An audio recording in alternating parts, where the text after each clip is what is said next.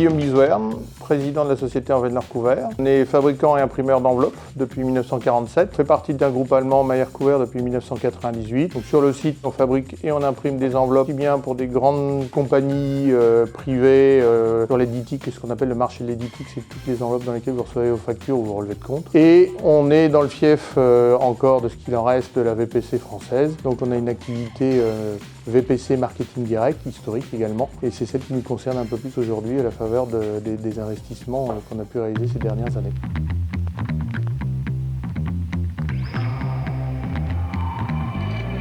Le produit enveloppe avait relativement peu évolué au fil des années. Là, on a vraiment fait un bond en avant. On est sorti un peu de notre zone de confort aussi en développant ce produit pour répondre à différentes contraintes et besoins de nos clients.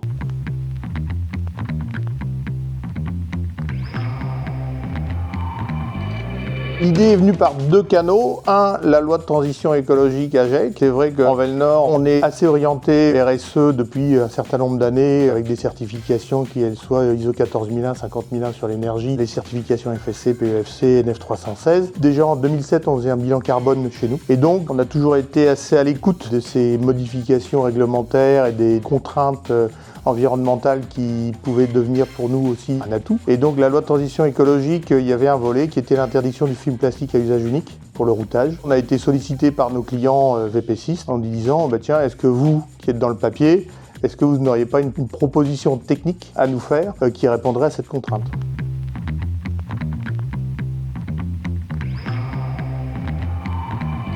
Pour nous, c'était effectivement quelque chose de nouveau. On était sur des papiers avec des grammages très inférieurs à ce qu'on connaissait. Et là, la solution technique est partie sur des papiers fins, très fins. On est sur des 25 grammes, des 38 grammes parfois. Sur des envois lourds, on va être à 45 ou 60 grammes. Mais pour nous, c'était quelque chose de complètement nouveau, d'utiliser ces grammages fins. Et ensuite, la vraie nouveauté, c'était la dépose de vernis thermoscellant, qui est pour nous sans solvant, qui est quelque chose de complètement nouveau, qu'il a fallu intégrer. Et ça a été quelque chose qui a été assez compliqué. Heureusement, on a pu être accompagné aussi par des partenaires sur ce sujet-là. Et c'était très important pour nous de pouvoir être accompagnés également.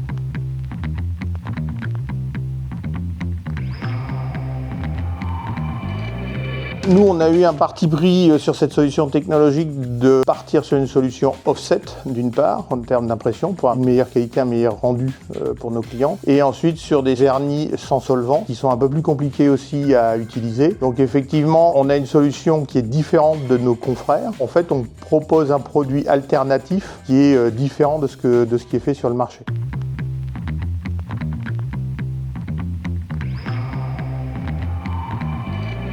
Très clairement, Eura Materials nous a aidé à mener notre projet à terme, c'est-à-dire à nous guider dans les différentes étapes du projet, de nous faire rencontrer aussi des partenaires. Je voudrais citer Mallanger, très clairement, qui avait développé aussi cette solution-là, mais qui ne connaissait pas le marché du routage. Donc on a travaillé ensemble sur des solutions technologiques et très clairement, sans l'aide d'Eura Materials, ça aurait pris beaucoup plus de temps aussi pour nous.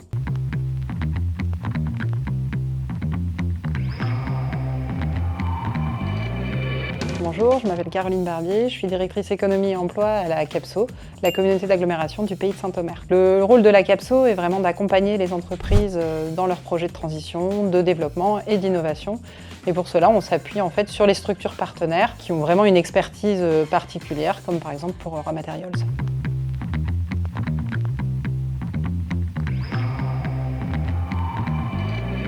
C'est un projet qui va d'une part dans le sens de la pérennisation de l'activité de l'entreprise, puisqu'on est sur la transition et qui permet du coup de pérenniser l'activité, mais également transition écologique, et ce sont exactement les valeurs que porte la communauté d'agglomération, notamment à travers sa stratégie d'efficience écologique.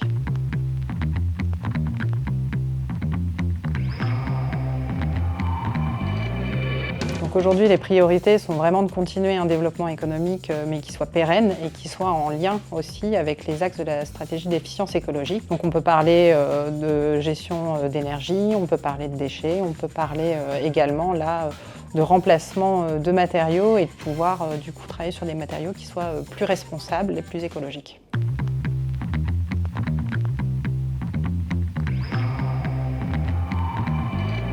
des bénéfices, oui, pas financiers pour l'instant, parce qu'effectivement, c'est des investissements qui ont été lourds, mais des bénéfices, je dirais, en termes de solutions, de pérennisation de notre structure pour l'avenir. Très clairement, c'est pas un scoop.